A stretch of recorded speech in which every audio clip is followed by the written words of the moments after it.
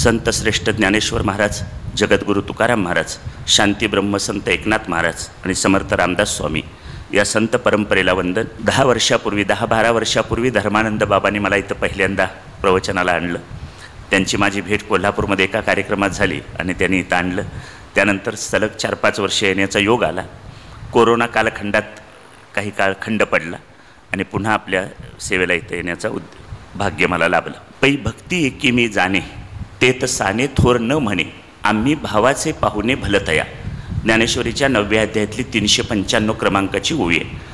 भगवान श्रीकृष्ण म्हणतात, पै भक्ती एकी मी जाणे, मला फक्त एक भक्ती म्हणजे काय ते कळतं।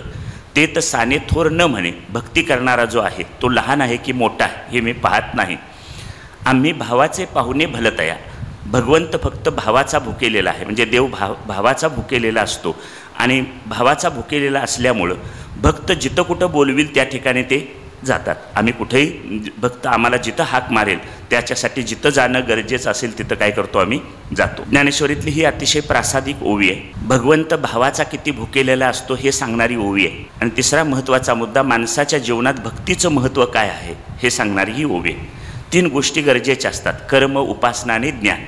आता त्यापैकी या ओवीमध्ये माणसाच्या जीवनात भक्तीचं महत्त्व काय आहे ते सांगतात। एक तत्त्वज्ञानातलं पहिलं सुरुवातीचंच वाक्य सांगतो, जीव मी मूळचा ब्रह्मरूप आहे, मी मूळचा ब्रह्मरूप आहे, पण मायेच्या शक्तीमुळं किंवा अविद्येमुळं मला जीवदशा प्राप्त झाली, म्हणजे मी माझ्या स्वरूपापासून वेगळा झालो। ही तत्त्वज्ञानाची भाषा आहे। भक्तीच्या भाषेत हे असं बोलता येतं की मी मूळचा विष्णू स्वरूप आहे, पण विष्णूच्या मायाशक्तीच्या प्रभावामुळं मला त्याचं माझ्या मूळ स्वरूपाचं म्हणजे विष्णू स्वरूपाचं विस्मरण झालं। आता ज्याचं विस्मरण झालं त्याच्याशी पुन्हा त्याचं चिंतन करून एकरूप होणं याला काय म्हणायचं, भक्ती। भक्ती म्हणजे काय, मी मूळचा विष्णू स्वरूपच आहे, पण विष्णू स्वरूप असलो तरीसुद्धा विष्णूच्या मायाशक्तीच्या प्रभावामुळं मला माझ्या मूळ स्वरूपाचं काय झालं, विस्मरण झालं। आणि ज्याचं विस्मरण झालं त्याचं अखंड स्मरण करायचं आणि पुन्हा त्याच्याशी एकरूप व्हायचं, याला म्हणतात भक्ती।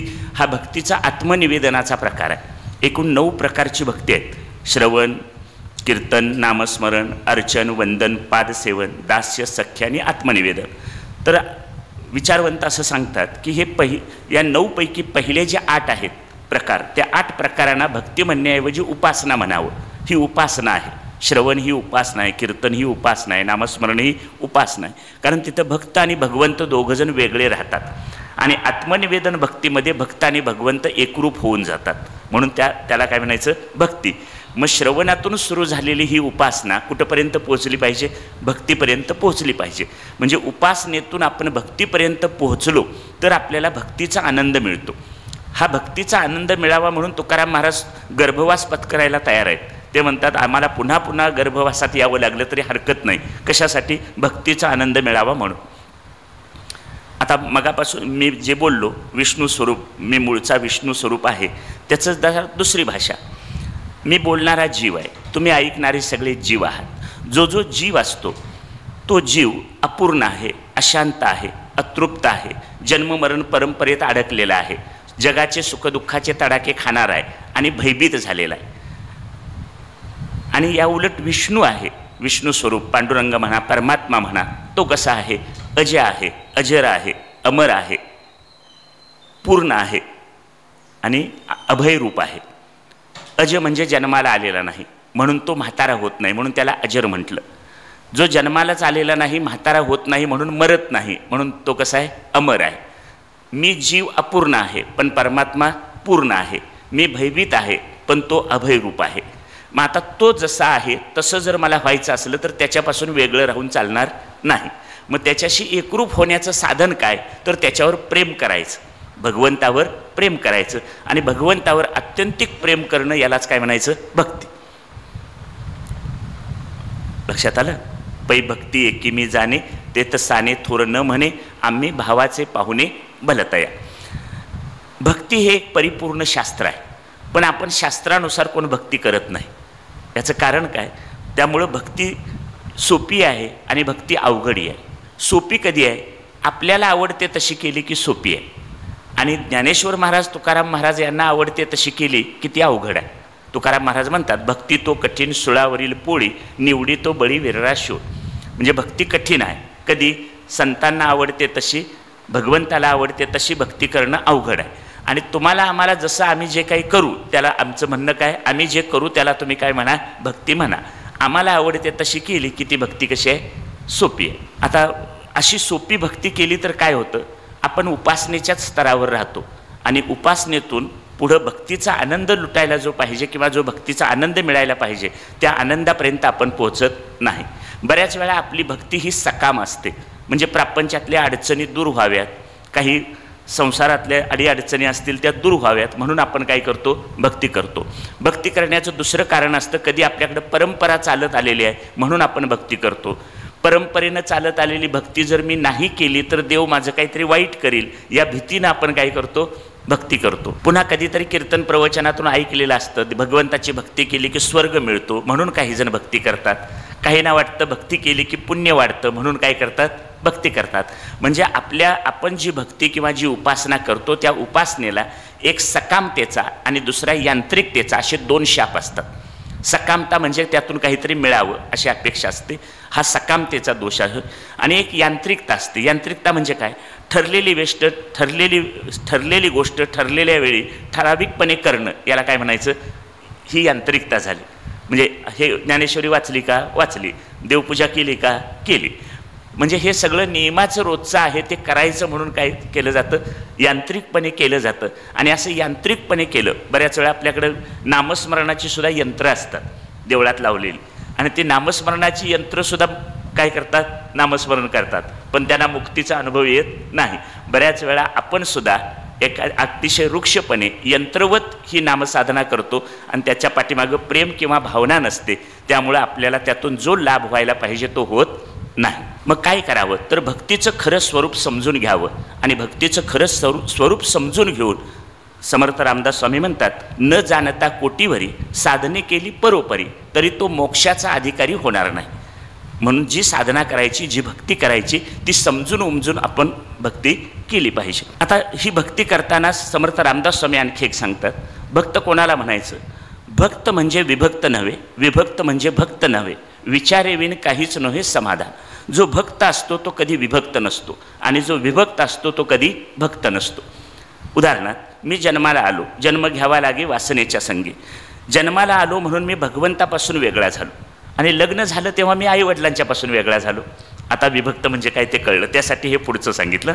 लग्न झाल्यानंतर मी कुणापासून वेगळा झालो, आईवडिलांपासून वेगळा झालो. आता इथलं विभक्त पण कळतं, तसंच विभक्ती पण कुठं आहे, मी जन्माला आलो त्यामुळं मी भगवंतापासून काय झालो, वेगळा झालो. आता पुन्हा त्याची भक्तीचं साधन करायचं आणि पुन्हा त्याच्याशी काय व्हायचं, एकरूप व्हायचं. दुसरं, आपण कधी मुंबईला गेला असाल तर बघितलं असेल, गेटवे ऑफ इंडिया, तिथं समुद्राच्या मोठ्या मोठ्या लाटा येतात. आता त्या समुद्राच्या काठावरूनच काही रस्ते जातात किंवा तिथं फरशी वगैरे असं बसवलेलं आहे सगळं. त्या समुद्रातल्या लाटेतले काही 4 थेंब बाहेर रस्त्यावर पडतात आणि ते रस्त्यावर थेंब बाहेर पडले की समुद्रापासून काय झाले, वेगळे झाले. आता हे वेगळे झालेले ते तापलेल्या रस्त्यावर पडल्यामुळं त्या पाण्याच्या थेंबांची वाफ होते, वाफेचे ढग होतात, ढगाला पुन्हा थंड हवा लागते आणि पाऊस पडतो आणि तो पुन्हा कुठं मिळतो, समुद्रात मिळतो. म्हणजे थेंबुटा सागरी बुडाला, म्हणजे समुद्रापासून जे थेंब वेगळे झाले होते ती मधली प्रक्रिया घडली आणि पुन्हा त्याच्याशी काय झाले, एकरूप झाले. आम्ही भगवंतापासून वेगळं झालो, त्या भक्तीच्या प्रक्रियेच्या माध्यमातून पुन्हा त्याच्याशी काय व्हायचं, एकरूप व्हायचं. म्हणून भक्ती हे साधन सांगितलं आणि त्याच्यासाठी प्रेम हे माध्यम पुढं आलं. आता पुढं भक्तीची जी सुरुवात आहे, ही भक्तीची सुरुवात भावातून होते. भावबळे आकळे एरवी नाकळे, करतळी आवळे तैसा हरी. भाव आणि भक्ती यांच्यात जन्यजनक संबंध आहे. भावे विन भक्ती, भक्ती विन मुक्ती, बळे विन शक्ती बोलू नये. म्हणजे अंतकरणात भाव असणं, भावाशिवाय भक्तीच्या गोष्टी करू नयेत. आणि मुक्तीचं साधन आहे भक्ती, बरोबर, पण भक्तीशिवाय मोक्ष मिळणार नाही. आणि पुढं म्हणतात, बळे विन शक्ती बोलू नये, अंगात ताकद नसेल तर मोठ्या मोठ्या बाता मारू नयेत. भावे विन देव न कळे निसंदेह, गुरु विन अनुभव कैसा कळे. देवापायी नाही भाव, भक्ती वरी वरी वाव. वाव म्हणजे खोटी. अंतकरणात भाव नसेल तर ती भक्ती कशी आहे, खोटी आहे, किंवा त्या भक्तीला दांभिक असं म्हणतात. आता या भाव शब्दाचा एक अर्थ आहे, भाव म्हणजे प्रेम, प्रेम, श्रद्धा, विश्वास. पण भाव आणि प्रेम हे म्हणजे काय हे शब्दात सांगता येत नाही.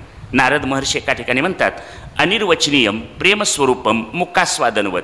प्रेमाची किंवा भावाची व्याख्या करता येत नाही, ते शब्दात सांगता येत नाही, म्हणून ते अनिर्वचनीय आहे. म्हणजेच प्रेम कसं आहे, भाव किंवा प्रेम अनिर्वचनीय आहे. आणि पुढे एक म्हणतात मुकास्वादनवत. मुकास्वादनवत म्हणजे एखाद्या मुक्या माणसानं जर गुळ खाल्ला तर त्याला गुळाची गोडी अनुभवता येते पण सांगता येत नाही. तसं प्रेम म्हणजे काय आणि भाव म्हणजे काय हे शब्दात सांगता येत नाही. याला तुकाराम महाराज म्हणतात प्रेम नये सांगता बोलता दाविता अनुभव चित्ता चित्त जाणे. प्रेम हे खरं प्रेम सांगता येत नाही, बोलता येत नाही, दाखवता येत नाही. मग जे बोलता येतं आणि सांगता येतं ते खरं आहे का खोटं आहे? सरळच उत्तर त्याचं आहे. ते कसं असतं? खोटं असतं. त्यातल्या त्यात कॉलेजमध्ये असताना सांगितलेलं जातं इंग्रजी 3 शब्दात, ते काय आहे म्हणायचं? खोटं आहे. असा एक विचार करता येतो. कारण खरं प्रेम काय करता येत नाही, सांगता येत नाही. तरीसुद्धा तुमच्या माझ्यासारखे काही अज्ञानी भक्त कबीरांना भेटले आणि कबीर महाराजांना म्हणाले, कबीर महाराज तुम्ही प्रेमाची फार चांगली व्याख्या केली, प्रेम म्हणजे काय हे तुम्ही सांगितलं, तेव्हा त्याचा आम्हाला एक नमुना दाखवा. प्रेम म्हणजे काय हे अनिर्वचनीय आहे म्हणता, हे खरं आहे, पण तुम्ही आम्हाला एखादं उदाहरण दाखवल्याशिवाय आम्हाला प्रेम म्हणजे काय हे कसं कळणार? तेव्हा आम्हाला प्रेम म्हणजे काय ते सगुण रूपात दाखवा. तेव्हा कबीर म्हणतात तुम्हाला प्रेम म्हणजे काय बघायचं असेल तर तुम्ही यमुनेच्या काठावर गोकुळात जा. यमुनेच्या काठावर गोकुळात जा म्हणजे तुम्हाला सगुण रूपात प्रेम पाहायला मिळेल. याबद्दल कबीर असं म्हणतात, कबीर कबीर क्या कहते हो ज्या जमुना के तीर, एक गोपी के प्रेम में बहे गए कोटी कबीर. तुम्हाला प्रेम म्हणजे काय बघायचं असेल तर तुम्ही काय करा, यमुनेच्या काठावर गोकुळात जा. तिथल्या एका गोपीच्या अंतकरणात जी प्रेमाची धारा आहे त्या प्रेमात माझ्यासारखे कोट्यावधी कबीर काय होतील, वाहून जातील. म्हणून याला काय म्हटलं, प्रेम. त्या गोपींच्या अंतकरणात असलेला भाव किंवा प्रेम हे त्याचं काय आहे, सगुण रूप आहे. म्हणजे प्रेमाचं किंवा भावाचं सगुण रूप बघायचं असेल तर कुणाकडे बघावं, गोपींच्याकडे बघावं. आता याच गोपी ब्रह्मदेवाला असं म्हणतात की ब्रह्मदेवा तू आम्हाला माणसाचं शरीर दिलंस हे फार चांगलं केलंस, पण तुझ्याकडून एक चूक घडली. काय चूक केली? तू आमच्या डोळ्यांना पापण्या तेवढ्या द्यायला नको होत्यास. काय म्हणतात गोपिका, तू आमच्या डोळ्यांना पापण्या द्यायला नको होत्यास. असं का? तर पापण्या क्षण अर्धा क्षण मिटतात आणि तेवढा वेळ सुद्धा आम्हाला श्रीकृष्णाचा वियोग सहन होत नाही. याला पापण्याच नसत्या तर एक टक आम्हाला कुणाकडे पाहता आलं असतं, श्रीकृष्णाकडे पाहता आलं असतं.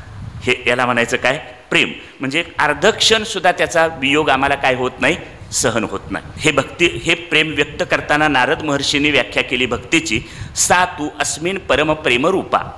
ईश्वरावर अत्यंतिक प्रेम म्हणजे काय, भक्ती. आता हे अत्यंतिक प्रेम म्हणजे काय? माणसाचं माणसावर प्रेम असतं, माणसाचं माणसावरचं प्रेम स्वार्थी असतं. स्वार्थ संपला की प्रेम संपून जातं. आपल्याकडे एक म्हण आहे, गरज सरो वैद्य मरो. म्हणजे बरं वाटायला लागलं की आम्हाला डॉक्टरची सुद्धा गरज राहत नाही. आणि आम्ही व्यवहाराच्या पातळीवर उतरलो तर आपलं काम झालं की आम्हाला दुसऱ्या कुणाची काही गरज नसते. म्हणजे आपलं प्रेम स्वार्थातून असतं. बऱ्याच वेळा भक्त म्हणून मी सुद्धा असं प्रेम देवावर करतो. कुठलं? स्वार्थी. म्हणजे मी तुझी भक्ती करतो, त्या बदल्यात तू माझं जमवून दे, नाही जमलं तर देव बिव सब कुछ झूठ आहे असं म्हणायला मी तयार. बरोबर. म्हणून ईश्वरावर अत्यंतिक प्रेम म्हणजे काय, भक्ती. हे अत्यंतिक प्रेम कसं असतं याबद्दल ज्ञानदेवाने एक छान दृष्टांत दिला. त्या काळातला, सटवीची ये राती जव न विसंबीजे वाती, तैसा ईश्वर निर्णयो चित्ती वाहने सदा. सटवीची ये राती म्हणजे एखादी स्त्री बाळंतीण झाली की 4-5व्या दिवशी रात्रभर तिच्याजवळ दिवा लावून ठेवला जातो. कारण काय, तर रात्रीच्या कोणत्याही प्रहरात बाळाचं भविष्य लिहायला सटवाई येईल ही त्या काळातली समजूत होती.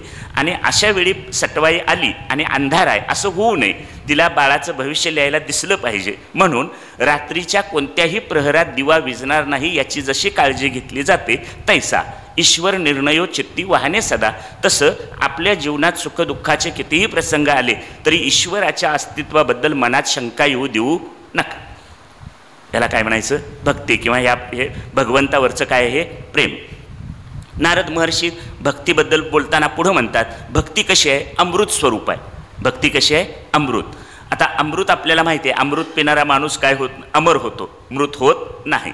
आता भक्तीला अमृत का म्हटलं, तर वेद काळापासून 5000 वर्षापासून भक्तीचा प्रवाह चालत आला आणि भक्तीचा प्रवाह 5000 वर्षापासून चालत आलेला आहे. तो अद्याप मृत झालेला नाही आणि इथून पुढं तो तसाच चालत राहणार आहे. माऊली म्हणतात, देखे मनुष्य जात सकळ स्वभावता भजनशीळ, झाले असती केवळ माझ्याची टाय. मनुष्य जात सकळ, एकदा मनुष्य जात म्हटल्यावर पुन्हा सकळ म्हणायची काय गरज होती?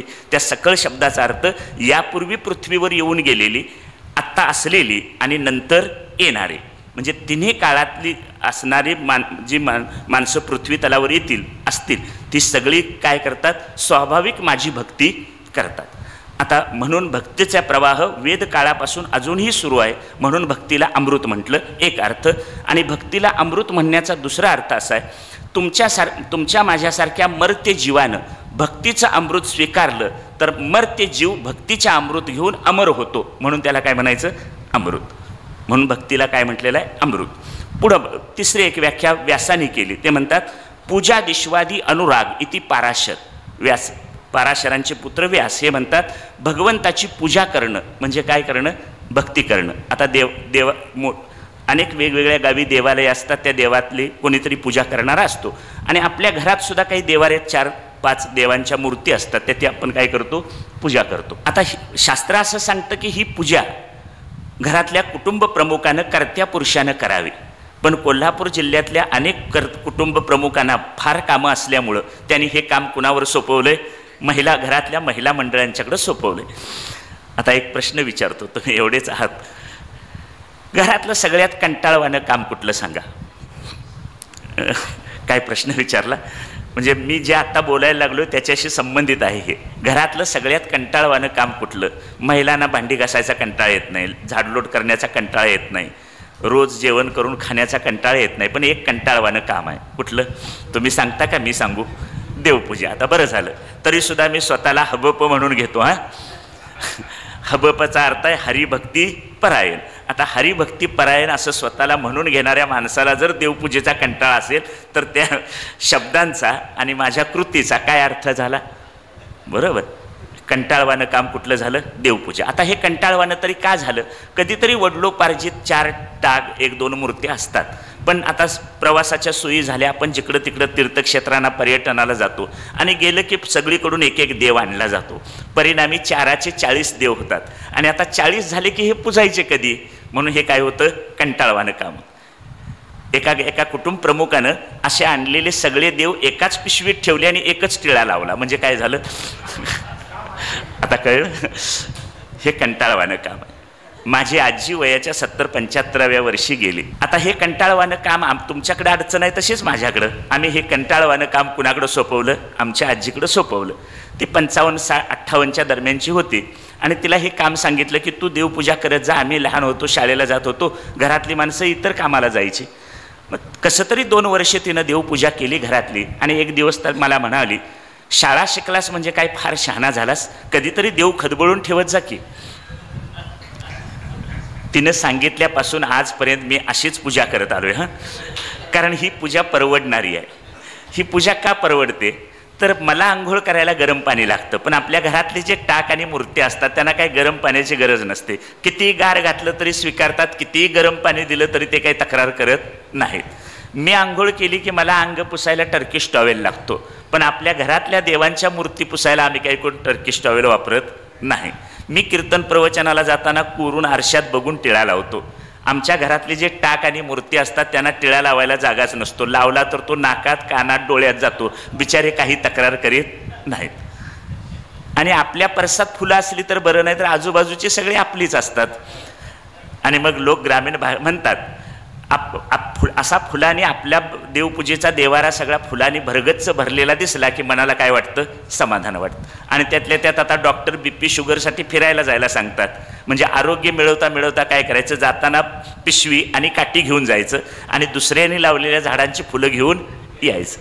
आता जर मी खरंच माझं भगवंतावर प्रेम असेल तर आपल्या परसात एखादं फुलाचं झाड काय केलं पाहिजे, लावलं पाहिजे.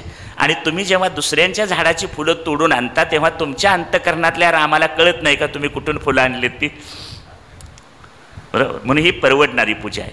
तुकाराम महाराजांनी न परवडणारी पूजा सांगितली. कोणाही जीवाचा न घडो मत्सर, वर्म सर्वेश्वर पूजनाचे. कुणाचा मत्सर करू नको, तिरस्कार करू नको, निंदा करू नको, द्वेष करू नको, ही खरी काय आहे, पूजा आहे. पूजा विश्वादी अनुराग इति पाराशर. अनुराग शब्दाचा अर्थ आहे प्रेम. देवाच्या संबंधानं ज्या काही आपण कृती करतो त्या सगळ्यांच्या पाठीमागं काय पाहिजे, प्रेम पाहिजे. थोडंसं शाळेच्या भाषेत सांगू, समजा एखाद्या पाटीवर किंवा कागदावर मी 0 लिहिलं तर त्या 0ला काही किंमत नसते, पण शून्याच्या मागे एखादा अंक लिहिला की त्याची किंमत वाढते. शून्याच्या मागे मी 1 लिहिला तर ते 10 होतात, शून्याच्या मागे मी 9 लिहिले की 90 होतात. तसं भगवंताच्या नावानं आपण जी कृती करतो त्या कृतीच्या पाठीमागं प्रेमाचा अंक लिहिला की भक्तीची उंची वाढते, भक्तीचा दर्जा त्यामुळं काय होतो, वाढतो. आपली भक्तीसुद्धा महत्त्वपूर्ण ठरते, पण कधी त्यासाठी प्रेमाचा अंक लिहिला पाहिजे. नाहीतर आपली भक्ती कशी आहे सांगू काय, 1 रुपयासारखी आहे. तुम्ही माझी, निदान तुमची म्हणायला नको, माझी म्हणतो, माझी भक्ती 1 रुपयासारखी आहे. 1 रुपयासारखी म्हणजे कशी, समजा मी 1 रुपया घेतला खिशात आणि गारगोटीच्या किंवा इथल्या कागलच्या बाजारपेठेतून फेऱ्या मारल्या. तुम्ही कोणीतरी भेटलात मला, काय हो नुसतंच फिरता, काहीतरी घ्या तरी, तर मी असं म्हणू शकत नाही की माझ्या खिशात नया पैसा नाही. किती आहेत, 1 रुपया. आणि त्या 1 रुपयाचं काही घ्यायला जावावं तर काही येत नाही. समजा मी 1 रुपयाची चिरमुरी स्वस्त म्हणून गेलो तर चिरमुरेवाला मला म्हणेल, हा रुपया तुझ्याकडे ठेव, हे मुठभर घे आणि इथून तोंड काळं करून जा. म्हणजे काय, 1 रुपयाची किंमत कळली. पैसे नाहीत म्हणावे तर 1 रुपया आहे, पण त्या 1 रुपयाचं काहीतरी घ्यावं म्हटलं तर येत नाही. आम्ही भक्ती करत नाही म्हणावं तर देवाच्या नावानं काहीतरी खुडबुड चालू आहे, पण भव्य दिव्य त्याचं काहीतरी मिळावं म्हटलं, आनंदाचे डोही आनंद तरंग, या अनुभवापर्यंत जाण्यासाठी ते पुरेसं नाही. म्हणून आमची भक्ती कशी आहे, 1 रुपयासारखी. आपणच आपलं एकदा समजून घ्यायचं आपण काय स्थितीवर आहोत. हे म्हणून काय पाहिजे त्याच्या पाठीमागं, अनुराग म्हणजे प्रेम पाहिजे. पुढं म्हणतात, कथादिश्वादी इति गर्ग. गर्ग मुनी म्हणतात, भगवंताच्या कथा करणं, भगवंताच्या लीला गुण कर्म यांचं वर्णन करणं म्हणजे काय आहे, भक्ती. आणि वारकरी संप्रदायानं हे सूत्र स्वीकारलं आणि आपल्या वारकरी संप्रदायात कीर्तन परंपरा सुरू झाली. ब्रह्मीभूत काया होतसे कीर्तनी, कीर्तन चांग होय अंग हरिरूप. बरोबर, कीर्तनाचे आणि नटनाचे नाशिले व्यवसाय प्रायश्चित्ताचे, येथ नामची नाही पापाचे ऐसे केले. आणखी त्याच्या पुढं म्हणतात, कैसे माझ्या गुणी झाले देश काळा ते विसरले, कीर्तने सुखी झाले आपण पाचे.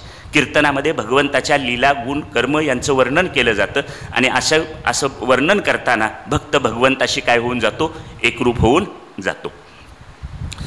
पुढे एका ठिकाणी म्हणतात, शांडिल्यांनी केलेली व्याख्या आहे, ते म्हणतात, आत्मरत्या विरोधी नेतेती. म्हणजे काय, आत्मानुसंधानाला धक्का न लागता केलेली उपासना. आत्मानुसंधानाला धक्का न लागता केलेली उपासना म्हणजे काय आहे, भक्ती. याच अर्थ आशयाचे आद्य शंकराचार्यांची एक व्याख्या आहे. ते म्हणतात, मोक्ष कारण सामग्र्या भक्तिरेव गरीयसी, भक्तिरित्या भिधी येते. मोक्ष कारण सामग्र्या भक्तिरेव गरीयसी, स्वस्वरूपानुसंधान भक्तिरित्या भिधी येते. म्हणजे काय, मोक्षाची जी अनेक साधनं आहेत त्या मोक्षाच्या अनेक साधनात मुख्य साधन काय आहे, भक्ती. आणि दुसरं म्हणतात ही भक्ती म्हणजे काय, स्वस्वरूपाचं अनुसंधान, स्वतःच्या स्वरूपाचं सतत अनुसंधान करणं, तो परमात्मा मी आहे असं सतत चिंतन करणं, याला काय म्हणतात, भक्ती. तुमच्या माझ्यासारख्या प्रापंचिक माणसाला नारदाने एक सोपी व्याख्या सांगितली. ते म्हणतात, नारदस्तु तदर्पित खिलाचारता तद विस्मरणे परम व्याकुळता. आपल्या वाट्याला आलेली जी सगळी कर्म आहेत ती कर्म करा आणि भगवंताला अर्पण करा. ही भगवंताला कर्म अर्पण करणं ही सुद्धा काय आहे, भक्ती आहे. आणि पुढं म्हणतात, नारदस्तु तदर्पित खिलाचारता तद विस्मरणे परम व्याकुळता. तुझं भगवंता, तुझं मला विस्मरण झालंच कसं, म्हणून तो भक्त काय होतो, व्याकुळ होतो. कोणासारखा, पुढं म्हणतात, यथा व्रज गोपिकानाम. व्रज म्हणजे गोकुळ, गोकुळातल्या गोपिकांना जसा विरह त्याचा सहन होत नाही, त्या जशा भगवंताच्या विरहानं व्याकुळ होतात, तसा जो व्याकुळ होतो, अशा व्याकुळ होण्याला काय म्हणायचं, भक्ती. आता ही सगळी नारदांनी सांगितलेली सूत्र सांगितली. तुकाराम महाराज याला अगदी सगळं सोपं एका भाषेत सांगतात, एका वाक्यात. हेची थोर भक्ती आवडते देवा, संकल्पावी माया संसाराची. भगवंताला कोणती भक्ती आवडते, हेची थोर भक्ती आवडते देवा, संकल्पावी माया संसाराची. इथं माया शब्दाचा अर्थ आहे प्रेम. संसारावरचं प्रेम कमी करावं आणि ते कोणाकडे लावावं, भगवंताकडे लावावं. आता हे एवढं सांगणं आणि करणं फार एवढं सोपं नाही, फार अवघड आहे. समजा वासरू गाईच्या कासेला लागलंय, गाईनं पाना सोडलाय आणि त्याला जर ओढून काढलं तिथून तर त्याची अवस्था काय होईल. किंवा आपण आपली एक विचारणा करूया की आपण 2 दिवसाचे उपासी आहोत आणि जेवायला बसलो आणि जेवणाच्या ताटावरून कोणीतरी उठवलं, ही स्थिती जशी होईल तशी हे फार अवघड आहे. मग त्यासाठी जिथून मन काढायचं आहे त्या संसाराचं प्रपंचाचं स्वरूप काय केलं पाहिजे, समजून घेतलं पाहिजे. ज्ञानेश्वर महाराज म्हणतात, झडझडोनी वहिला निघ ये भक्तीची ये वाटे लाग, जिया पावसी अव्यंग निजधाम माझे. झडझडोनी वहिला निघ, याच्यात वैराग्य सांगितले. भक्तीची ये वाटे लाग, याच्यात भक्ती सांगितली. आणि जिया पावसी अव्यंग निजधाम माझे, याच्यात ज्ञान सांगितलं. भक्ती, ज्ञान आणि वैराग्य. भागवतात सुरुवातीला एक छान कथा येते. कथा अशी आहे, यमुना नदीच्या काठावर एक तरुण स्त्री रडत बसलेली आहे. तिच्या रडण्याचं कारण, तिचे 2 पुत्र बेशुद्ध होऊन तिच्या मांडीवर पडलेले आहेत. या बेशुद्ध असलेल्या पुत्रांना कुणीतरी शुद्धीवर आणावं म्हणून ती कोणाची तरी वाट पाहते. नारद महर्षी भेटल्यानंतर तिनं नारदांना विनंती केली की माझ्या या बेशुद्ध पडलेल्या पुत्रांना काय करा, शुद्धीवर आणा. भागवतकार पुढं सांगतात, यमुना नदीच्या काठावर रडत बसलेली ही तरुण स्त्री म्हणजे कोण आहे, भक्ती. आणि तिच्या मांडीवर बेशुद्ध अवस्थेत असलेले तिचे 2 पुत्र, एकाचं नाव आहे ज्ञान आणि दुसऱ्याचं नाव आहे वैराग्य. ज्ञान आणि वैराग्य हे दोघं बेशुद्ध होऊन पडलेत म्हणून भक्ती नावाची तरुण स्त्री काय करते, रडते. आता तिचं रडणं कधी थांबेल? हे 2 पुत्र जिवंत शुद्धीवर आले तर थांबेल. मग आता त्यांना शुद्धीवर आणण्याची जबाबदारी कोणाची? बोलणाऱ्याची आणि ऐकणाऱ्यांची, बरोबर. ज्ञानेश्वर महाराज म्हणतात, विरक्ती वाचून काही ज्ञानाशी तगण्याची नाही व अंतकरणात वैराग्य निर्माण झाल्याशिवाय ज्ञानाचा अंकुर येत नाही, किंवा अंतकरणात वैराग्य निर्माण झाल्याशिवाय भक्तीसुद्धा निर्माण होणार नाही. म्हणून भक्तीचा उदय व्हावा, ज्ञान मिळावं, यासाठी कशाची गरज आहे, वैराग्याची गरज आहे. तर हे वैराग्य म्हणजे काय, तर त्या ज्या संसारात आपलं मन अडकलं आहे तिथून ते काय करायचं आहे, बाहेर काढायचं आहे. वैराग्य शब्दाचा सोपा साधा अर्थ आहे त्याग. त्यागसुद्धा 2 प्रकारचा आहे. घरदार पत्नी मुलं बाळं यांना सोडून जाणं, याला वस्तूचा त्याग म्हणतात. घरदार पत्नी मुलं बाळं सोडली आणि गेला. संत आम्हाला असा त्याग करायला सांगत नाही, तो वस्तूचा त्याग आहे. आणि दुसरा एक संग त्याग आहे. घरातच राहायचं, सगळ्यांचं सगळं करायचं, पण मी केलं म्हणून त्याला चिकटायचं नाही, याला म्हणतात संग त्याग. वस्तूचा त्याग आणि संग त्याग. आता असा वस्तूचा त्याग करून कुणी हटातटानं संन्यास घेतला तर आपल्याला संत सांगतात, बाबा असा हटातटाचा संन्यास घेऊ नको. कारण तुकाराम महाराज म्हणतात, जरी झाला संन्यासी तरी माध्यानी तोंडवासी. एखाद्यानं असा हटातटानं संन्यास घेतलाच तर दुसऱ्या दिवशी दुपारी 12 वाजता पोटात भूक लागते, मग अन्न खायला कुठं जाणार? त्यामुळं अन्न वस्त्र निवाऱ्यांची जोपर्यंत तातडीची गरज आपल्याला आहे तोपर्यंत अशा प्रकारचा त्याग करणं गरजेचं नाही. कारण समजा असा कुणीतरी हटातटानं संन्यास घेतलाच तर पत्नीनं शिजवलेलं खाणार नाही, पण कुठल्या तरी ट्रस्टमध्ये आणि धर्मशाळेत खावंच लागेल, बरोबर. त्यामुळं असा हट्टाचा संन्यास घेण्यापेक्षा घरातच राहायचं, सगळ्यांचं सगळं करायचं, पण मी केलं म्हणून कशाला चिकटायचं नाही. आणि हे माऊलीच सांगतात, मी माझे ऐशी आठवण विसरले जायाचे अंतकरण, पार्था तो संन्यासी जाणं निरंतर. हा त्याग आहे. रामकृष्ण परमहंस आणि स्वामी विवेकानंद यांच्या संवादातला एक प्रसंग आहे. संवाद असा आहे, गंगा नदीच्या काठावर संध्याकाळची 7-7:30ची वेळ होती आणि गंगा नदीच्या काठावर एक नाव उभा होती. त्या नावेत 4 माणसं बसली आणि पलीकडं जाण्यासाठी त्यांनी नाव वलवायला सुरुवात केली. 15-20 मिनिटांनी नाव पलीकडं पोचायला हवी होती, पण 15-20 मिनिटं झाली, तास झाला, 2 तास झाले तरी नाव काही पलीकडं पोहोचली नाही. अंधार असल्यामुळं आपण का पोहोचत नाही हेही त्यांना कळत नव्हतं. बसलेल्या 4 2 जण मात्र वल्ले मारायचं काम सुरू होतं. रात्र संपली, दुसऱ्या दिवशी उजाडलं, तेव्हा त्यांना कळलं की नाव वाऱ्यानं किंवा गंगा नदीच्या प्रवाहामुळं हेलकावून जाऊ नये म्हणून एका दोरीनं एका खुंटीला काय केलेली होती, बांधलेली होती. ती दोरीच सोडलेली नव्हती आणि वल्ल मारायचं सुरू होतं. आता गोष्ट संपली त्यांची आणि आपली सुरू झाली. आमच्यासुद्धा सगळ्यांच्या दोऱ्या घरात बांधलेल्या आहेत, त्यामुळं आम्ही लाख कीर्तन केलं, प्रवचन केलं, कीर्तन ऐकलं, प्रवचन ऐकलं, तरी आमची नाव काही पलीकडच्या काठावर पोचत नाही. न पोचण्याचं कारण अजून घरात बांधलेली दोरी सोडलेली नाही. ही दोरी काय करायला पाहिजे, सोडली पाहिजे. ही दोरी सोडणं यालाच काय म्हणायचं, वैराग्य. हे वैराग्य. आपल्याला आवश्यक आहे तेवढं मिळवावंच, तेवढं असावं, पण गरजेपेक्षा जास्त गोष्टीचा हव्यास न धरणं, हे सर्वसामान्यपणे वैराग्याची काय व्याख्या आहे. दुसरं आणखी एक किस्सा असा आहे. एका कळशीमध्ये चणे ठेवलेले होते. हे चणे खाण्यासाठी एका माकडानं हात घातला. माकडानं हात घातला आणि त्यानं मूठ भरली. आता मूठ भरल्यानंतर हाताचं आकारमान वाढलं. त्या अरुंद तोंड असल्यामुळं कळशीतून हात बाहेर येईना, म्हणजे तो हात काय झाला, आत अडकला. आता आत अडकलेला हात बाहेर काढायचा असेल तर काय करायला पाहिजे, मूठ सोडायला पाहिजे. बरोबर. अशी मूठ सोडल्याशिवाय हात बाहेर येणार नाही. म्हणजे त्या हातात जे धरलंय त्याचा काय केला पाहिजे, त्याग करायला पाहिजे, ते सोडलं पाहिजे. मी त्या माकडाची गोष्ट सांगत नाही हा. आपण सुद्धा अशा काही गोष्टी धरून ठेवलेल्या आहेत, त्यामुळे आपण सुद्धा याच्यातून काय होत नाही, बाहेर पडत नाही. ते असं सोडलं पाहिजे. एक हिंदी म्हण आहे, कुछ पाने के लिए कुछ खोना पडता है. म्हणजे सर्वश्रेष्ठ काहीतरी मिळवायचं असेल, आनंदाची डोही आनंद तरंग हा अनुभव मिळवायचा असेल तर संसारातली क्षणिक सुख काय केली पाहिजेत, सोडली पाहिजेत. शाश्वत सुखाचा ध्यास धरला असेल, शाश्वत सुखाचा ध्यास असेल तर संसारातली क्षणिक सुख काय केली पाहिजेत, सोडली पाहिजेत. संसार क्षणिक सुखाचा विचार करतो आणि परमार्थ शाश्वत सुखाचा विचार करतो. मग शाश्वत सुख हवं असेल तर ही सुख काय केली पाहिजेत, सोडली पाहिजेत. सुखरूप ऐसा दुजा कोण सांगा, माझ्या पांडुरंगासारखा सर्व सुखाचे आगर बाप रखुमा देवीवर.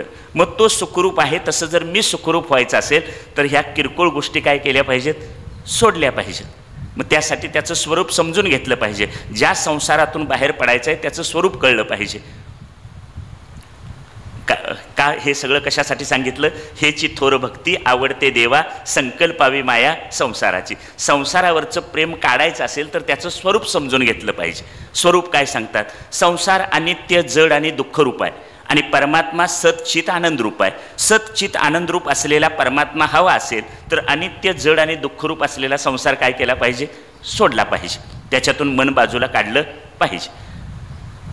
आणि हे मन बाजूला काढलेलं मन कुठं ठेवलं पाहिजे, परमात्म्याकडे ठेवलं पाहिजे. बरोबर.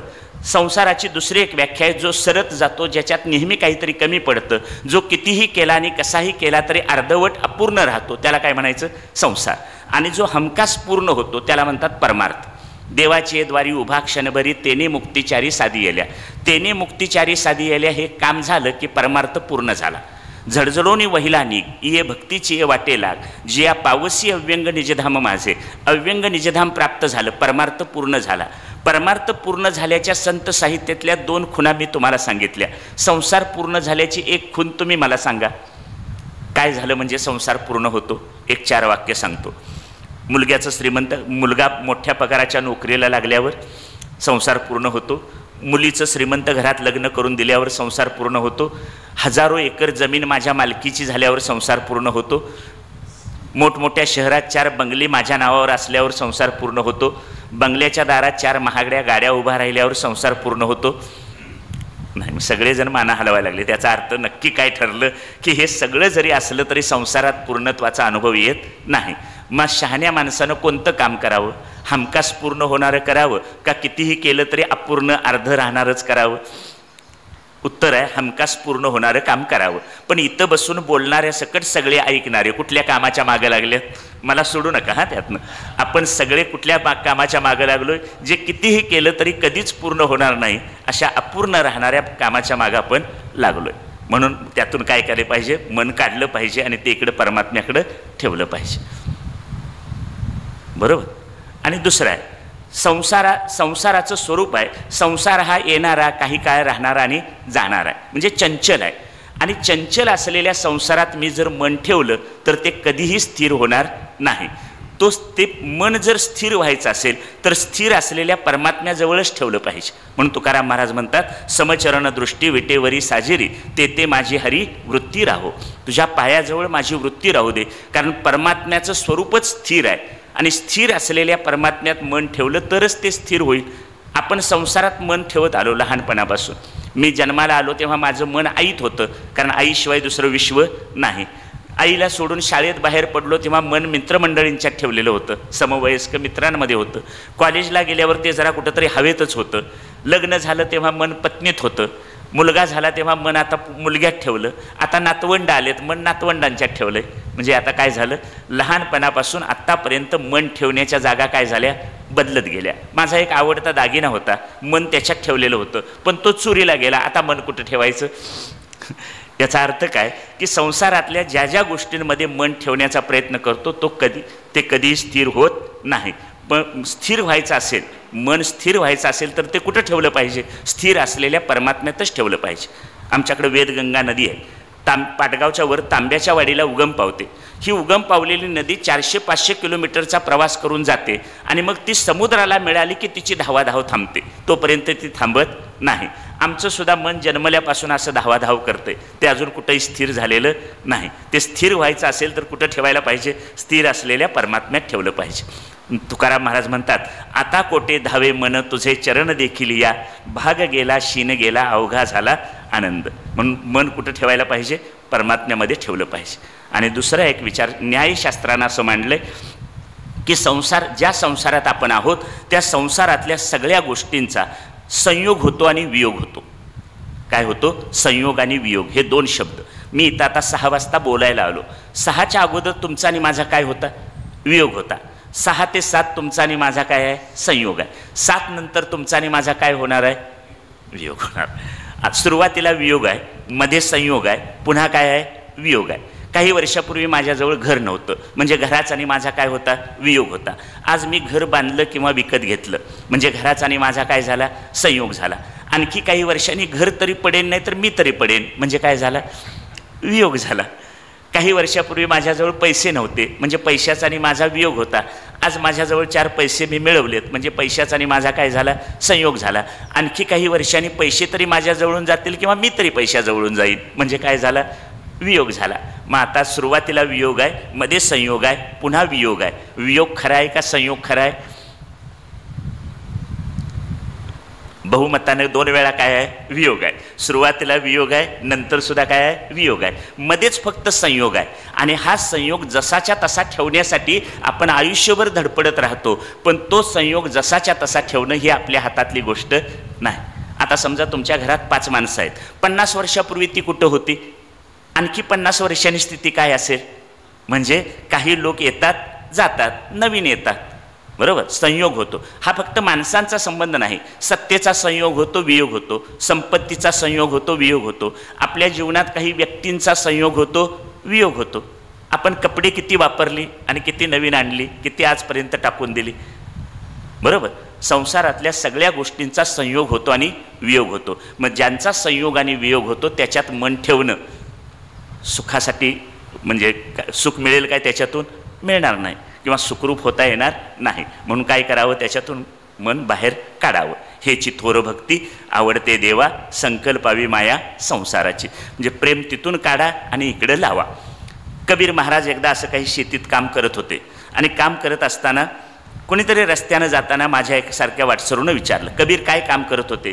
तर आपल्याकडे मिरचीचं तरू लावतात, म्हणजे अगोदर तरवा लावला जातो आणि नंतर शेतामध्ये लावताना ठराविक अंतरावरती रोपं लावली जातात. कबीरांचं हे काम चालू होतं. जाता जाता एकाने विचारलं, महाराज काय करायला आहे? ते म्हणाले, इधर का उखाडना उधर लगाना. इधर का उखाडना उधर लगाना म्हणजे काय? इकडली ही रोपं काढायची आणि इकडं लावायची. भक्ती म्हणजे काय? इकडलं प्रेम काढायचं आणि इकडं लावायचं. हे चित्त काय? पै भक्ती एकी मी जाणे, ते तर साने थोर न म्हणे, आम्ही भावाचे पाहुणे भलतया. ही आपली ओवी आहे. पै भक्ती एकी मी जाणे. पुढचं चरण आहे, ते तर साने थोर न म्हणे. साने थोर न म्हणजे तिथं आम्ही लहान मोठा असा कुठलाही भेदभाव करत नाही. भगवान श्रीकृष्ण म्हणतात, ज्याच्या अंतकरणात असं प्रेम आणि अशी भक्ती आहे तो लहान आहे की मोठा आहे याचा मी विचार करत नाही. ध्रुव बाळाचं उदाहरण आहे आपल्याकडं. ध्रुव बाळ 5 वर्षाचे होते. 5 वर्षाचा बाळ आपल्या वडिलांच्या मांडीवर बसायला मिळावं म्हणून धडपडत होता, पण त्याच्या सावत्र आईनं त्याला काय बापाच्या मांडीवर बसू दिलं नाही. आणि त्याच्या आईनं सांगितलं ध्रुव बाळाला की तुला अशा जागी बसायचं असेल, एखादं पद ज्या जागेवरून कुणी उठ म्हणणार नाही असं जर तुला बसायचं असेल तर काय कर, तू भगवंताची भक्ती कर आणि त्याच्याकडून असं पद मागून घे. 5 वर्षाचा ध्रुव बाळ घरातून बाहेर पडला. वाटेत नारद भेटले. नारदांनी ओम नमो भगवते वासुदेवाय हा नाममंत्र दिला. ध्यान कसं करायचं शिकवलं. 5 वर्षाच्या ध्रुव बाळानं 6 महिन्यात अंतकरणापासून भगवंताची भक्ती केली, दिलेलं साधन पूर्ण केलं आणि 6 महिन्यात भगवंताला वाटलं की या बाळाला भेटलं पाहिजे. पहिल्या 5 वर्षात ध्रुव बाळाचं काम झालं. आमची इथं बसलेल्यांची अशी किती 5 झाली? आपले सगळ्यांचे असे 5 किती झाले? मी 50 वर्षाचा असलो तर 5-5चे 10 भाग झाले, 60चा असलो तर 5-5चे 12 भाग झाले. ध्रुव बाळानं मात्र पहिल्या 5त आपलं काम पूर्ण करून घेतलं. का? तर अंतकरणात असा भाव, असं प्रेम भगवंताबद्दल आणि भगवंताची गरज.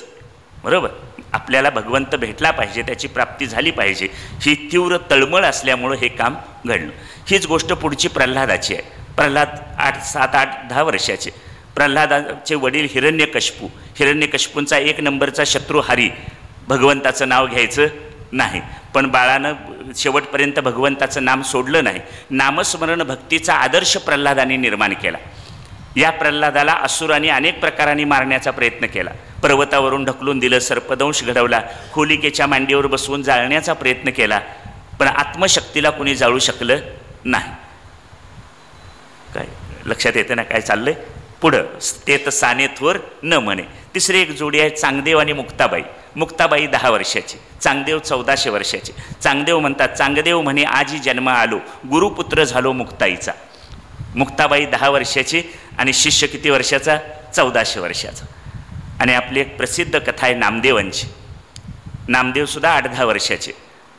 दामा शेट्टी आणि गोनाई यांचे पुत्र. हे नामदेव एकच दिवस राऊळात जाण्याचा प्रसंग आला. वडील दररोज जायचे राऊळात, पण एक दिवस ते कुठंतरी बाहेर गेल्यामुळं नैवेद्य घेऊन नामदेव गेले. नामदेवांना हे माहीत नव्हतं की वडील नैवेद्य घेऊन जातात, नैवेद्य अर्पण करतात आणि परत घेऊन येतात.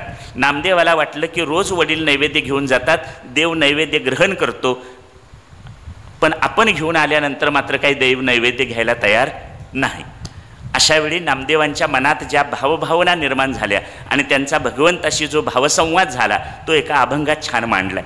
सांगू अभंग असा आहे. घेऊन आलो नैवेद्याला रुसू नको देवा, एक तरी घे घास विठ्ठला. भूक नसे का तुला लागली, माय यशोदा कशी आठवली, काया नाम्यावरती रुसला, एक तरी घे घास विठ्ठला. भिल्लीन शबरी उष्टी बोरे कशी घेतली तू आवडीने, मी याचा वास नाही घेतला, एक तरी घे घास विठ्ठला. विदुरा घरच्या कन्या रांधल्या कशा आवडीने तू भक्षिल्या, गोपाळांची खीर खाऊन शमला, एक तरी घे घास विठ्ठला. हे 2-4 तर्क झाल्यानंतर पुढं म्हणतात, सुदाम्याचे पोहे मुठभर कसे लागले तुझला रुचकर, त्याहून बघ ही गोड प्रेमला, एक तरी घे घास विठ्ठला. आणि एवढं करून सुद्धा देव घेत नाही असं म्हटल्यानंतर नामदेवांनी निर्वाणीचा इशारा दिला. घेशील यातील काही ना जर, आपटीन समचरणावर शिर, इथेच प्राण मी देईन आपुला, एक तरी घे घास विठ्ठला. असं म्हणून नामदेव रडले. रडून रडून थकून झोपले. पुढचं चरण असं आहे. रडला थकला डोळा लागला, एक घास मग करी सावळा, येता भानावर नाव याला, देवमुखी बरबटला दिसला. ऐशी ग्लानी करता विठ्ठल पावला, नैवेद्य जेवला नामयाचा, ऐसा अलौकिक महिमा संतांचा, नैवेद्य हातीचा मूर्ती जेवी. ते तर साने थोर न म्हणे. आणि पुढं म्हटलंय, आम्ही भावाचे पाहुणे भलतया. ही ओवी ज्या मूळ श्लोकावर आहे तो श्लोक असा आहे. पत्रम पुष्पम फलम तोयम योमे भक्त्या प्रयश्चती. माझ्या भक्तानं मला पान फूल फळ पाणी अशा जरी गोष्टी दिल्या तरी मी त्या आवडीनं काय करतो, घेतो. माझ्यासाठी सोन्याचा मुकुट, सोन्याची साडी, चांदीचं मखर अशा काही महागड्या गोष्टी लागत नाहीत. आम्ही फक्त भावाचे भुकेलेलो आहोत. आता दुर्योधनाच्या मनातला डाव असा होता. कोणता डाव? की दुर्वास ऋषी हे क्रोधिष्ट आहेत, त्यांना पांडवांच्याकडे पाठवून द्यायचं. आपण जसा त्यांचा पाहुणचार केला, 56 प्रकारचे भोग त्यांना दिले, तसे पांडव काही वनवासात असल्यामुळं करू शकणार नाहीत. परिणामी ते त्यांना शाप देतील आणि शाप दिल्यामुळं पांडवांचा परस्पर काटा काढला जाईल. म्हणून दुर्योधनाला मागणी केली की तुम्ही काय करा, माझ्याकडे जसे आलात तसं तुम्ही कुणाकडे जा, पांडवांच्याकडे जा. दुर्वास ऋषींनी तथास्तु म्हणाले आणि दुर्वास ऋषी पांडवांच्याकडे गेले. त्या झोपडीमध्ये एकटी द्रौपदीच होती आणि द्रौपदीकडे जाऊन ते दुर्वास ऋषी असं म्हणाले की मला भूक लागलेली आहे, मी आंघोळ करून येईपर्यंत काय कर, भोजनाची व्यवस्था कर. आता आंघोळ करून येईपर्यंत भोजनाची व्यवस्था कशी काय करणार? कारण ते स्वतःच कंदमुळं खात होते आणि त्यामुळं भोजनाची व्यवस्था करणं द्रौपदीला अडचणी होतं. आणि अडचण आल्याबरोबर द्रौपदीनं कुणाची आठवण काढली? भगवान श्रीकृष्णांची आठवण काढली.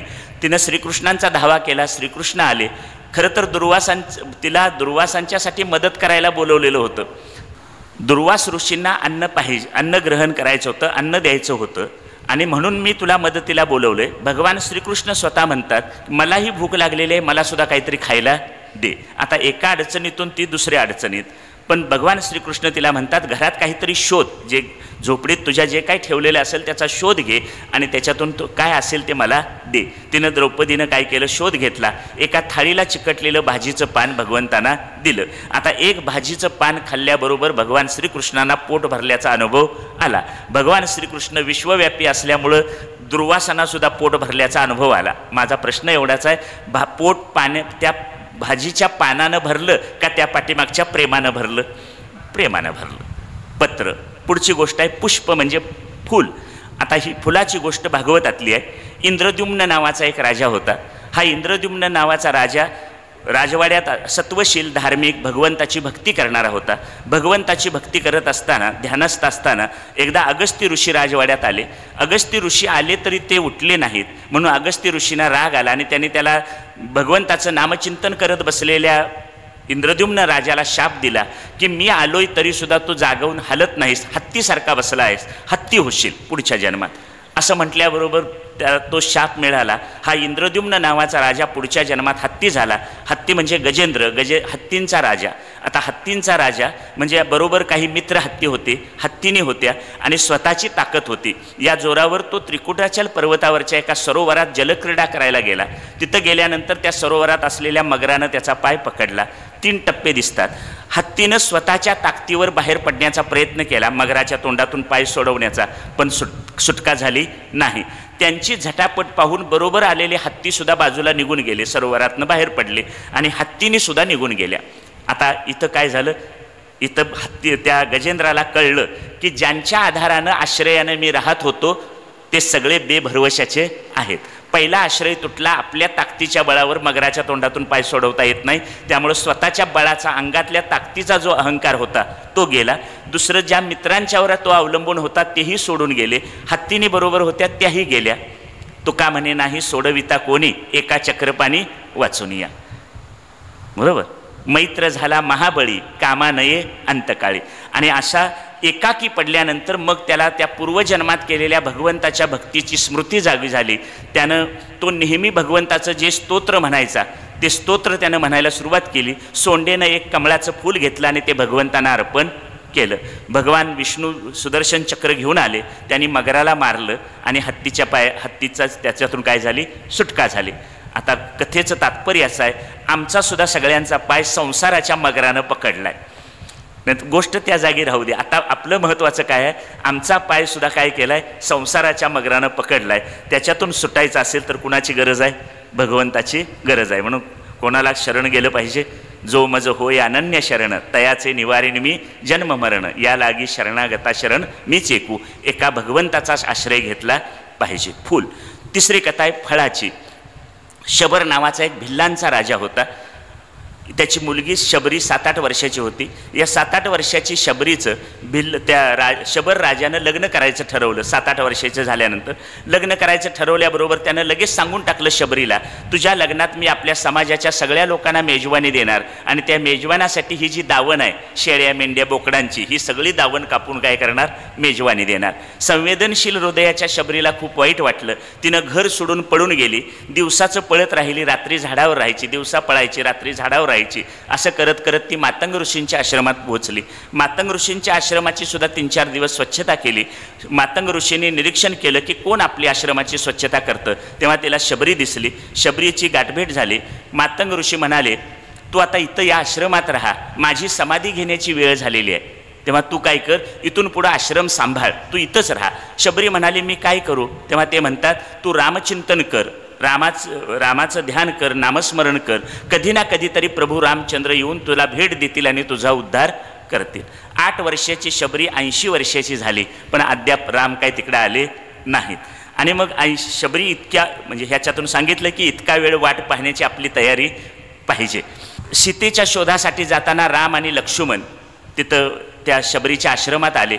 शबरीनं त्यांना उष्टी बोरं खायला दिली, अशी कथा आपण आजपर्यंत ऐकली.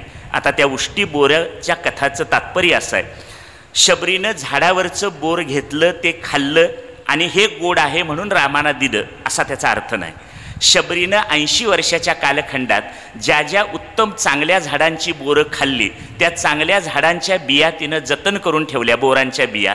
त्या बियांच्यापासून जी झाडं लावली गेली, त्या झाडांना आलेली बोरं तिनं प्रभू रामचंद्रांना दिली.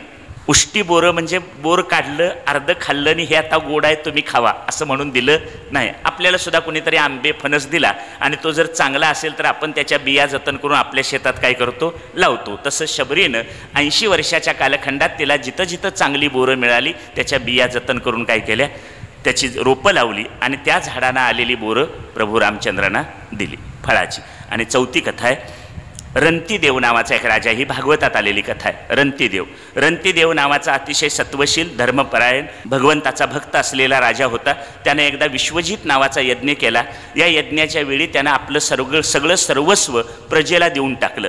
सर्वस्व प्रजेला देऊन टाकल्याचा परिणाम काय झाला, रोज हजारो लोकांना जेवायला वाढणारा राजा निष्कांचन झाला. त्याला स्वतःला खायला काय शिल्लक राहिलं नाही, सगळं दान केल्यामुळं. 48 दिवसाचा उपवास घडला त्याला. 49व्या दिवशी प्रजेतल्या कोणीतरी थोडी खीर आणि पाणी त्याला आणून दिलं राजा राणीला. दोघंजण वाटीत खीर घेऊन खाणार, राजा वाटीतली खीर खाणार, इतक्यात एक अतिथी आला. तो धर्मपरायण होता. अतिथी देवो भव. अतिथीनं सांगितलं मला भूक लागलेली आहे. राजानं आपल्या वाटीतली खीर त्या अतिथीला दिली. आता ती राणीच्या वाटीतली खीर होती ती खाणार, तोपर्यंत दुसरा अतिथी आला. तो म्हणाला मला भूक लागलेली आहे. राणीच्या वाटणीची जी वाटी होती ती सुद्धा कुणाला दिली, त्या अतिथीला दिली. आता फक्त दोघांच्या जवळ पाणी शिल्लक होतं. ते पाणी दोघंजण पिणार. 48 दिवसाचा उपवास आहे, 48 तासाचा नव्हे, 24 तासाची एकादश सुद्धा आपल्याला सहन होत नाही. अजून झालं नाही म्हणून दंगा करावा लागतो घरात. 48 दिवसाच्या उपवासानंतर फक्त पाणी शिल्लक होतं आणि त्यावेळी तिसरा अतिथी आला आणि येताना बरोबर 4 कुत्री घेऊन आला आणि ते सगळेजण म्हणाले आम्हाला तहान लागलेली आहे. रंतीदेवानं ते पाणी त्या खिरीच्या वाटींमधून कुणाला दिलं, त्या अतिथीला आणि कुत्र्यांना दिलं. आणि पुढच्या क्षणी भगवान दत्तात्रय अवतीर्ण झाले आणि ते म्हणाले रंतीदेवा मी प्रसन्न झालोय, तुला काय हवं ते माग. मला एक कथा माहिती होती की या जगात फक्त कोणतीनच दुःख मागितलं, ही दुसरी कथा आहे. रंतीदेव म्हणाला भगवंता मला जर द्यायचं असेल तर प्रजेतल्या सगळ्या लोकांचं दुःख मला द्या आणि सगळ्यांना सुखात ठेवा. ही दत्तात्रयाने त्यांची मागणी ऐकली आणि ते प्रसन्न झाले आणि त्यांनी भक्तिमुक्तीचा लाभ रंतीदेवाला करून दिला. पत्रम पुष्पम फलम तोय पै भक्ती एकी मी जाणे ते तसाने थोर न म्हणे आम्ही भावाचे पाहुणे भलतया. दुसऱ्याच्या ताटातलं सुद्धा आपल्या ताटात ओढून घेण्याचा काळ असताना, काय म्हटलं कळलं, दुसऱ्याच्या ताटातलं सुद्धा आपल्या ताटात ओढून घेण्याचा काळ असताना आपल्या संस्कृतीतल्या ह्या ज्या जीवनमूल्य शिकवणाऱ्या कथा आहेत त्या आपण नेहमी लक्षात ठेवल्या पाहिजेत. आणि अशा प्रकारची भक्ती, अशा प्रकारचा भाव आपणा सर्वांच्या अंतःकरणात निर्माण व्हावा अशी प्रार्थना करून थांबतो. धन्यवाद.